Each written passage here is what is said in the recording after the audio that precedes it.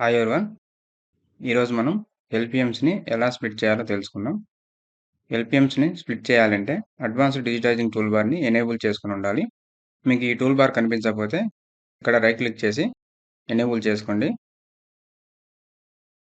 ఇక్కడ మనకు కనిపిస్తున్న స్ప్లిట్ ఫ్యూచర్స్ అనే టూల్‌ని ఉపయోగించి ఎల్‌పిఎమ్స్‌ని స్ప్లిట్ చేసుకోవచ్చు. మనం ఎల్‌పిఎంని వర్టికల్‌గా స్ప్లిట్ చేయాలంటే 2 హారిజాంటల్ లైన్స్‌ని టచ్ అయ్యే విధంగా ఔటర్ టు ఔటర్ ఒక లైన్ డ్రా చేయాలి. ఇలా స్ప్లిట్ ఫ్యూచర్ తోటి ఒక లైన్‌ను డ్రా చేసి మౌస్ యొక్క రైట్ క్లిక్ చేస్తే ఆటోమేటిక్‌గా ఆ ఎల్‌పిఎం అనేది 2గా స్ప్లిట్ అవుతుంది. అదేవిధంగా హారిజాంటల్‌గా స్ప్లిట్ చేయాలంటే 2 వర్టికల్ లైన్స్‌ని టచ్ అయ్యే విధంగా ఔటర్ టు ఔటర్ ఒక లైన్ డ్రా చేస్తే ఎల్‌పిఎం అనేది హారిజాంటల్‌గా స్ప్లిట్ అవుతుంది. మనం ఎల్‌పిఎంని స్ప్లిట్ చేసేటప్పుడు అదే లేయర్‌లో ఉన్నామా? లేదా ఇంకొక లేయర్‌లో ఉన్నామా? అనేది చూసుకొని స్ప్లిట్ చేసుకోవాలి. మనకిక్కడ లైన్ లేయర్‌తో సంబంధం ఉండదు. అదేవిధంగా ఇలా నోడ్ టు నోడ్ కూడా ఎల్‌పిఎంని స్ప్లిట్ చేసుకోవచ్చు.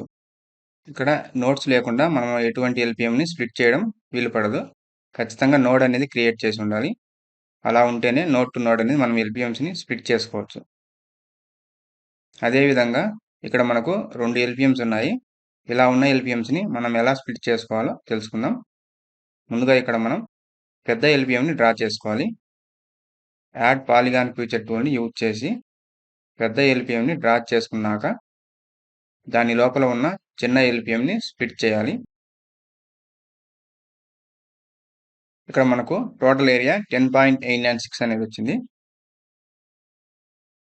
ఇప్పుడు స్ప్లిట్ ఫ్యూచర్ టూల్‌ని తీసుకొని లోపల ఉన్న ఎల్‌పిఎం యొక్క బౌండరీపై లైన్స్ డ్రా చేసి రైట్ క్లిక్ చేస్తే ఆటోమేటిక్‌గా ఎల్‌పిఎం అనేది స్ప్లిట్ అవుతుంది.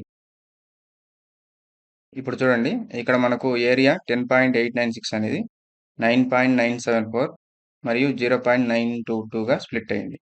ఇలా మనం స్ప్లిట్ ఫ్యూచర్ టూల్‌ని ఉపయోగించి ఎటువంటి ఎల్‌పిఎమ్స్‌నైనా స్ప్లిట్ చేసుకోవచ్చు. Thank you.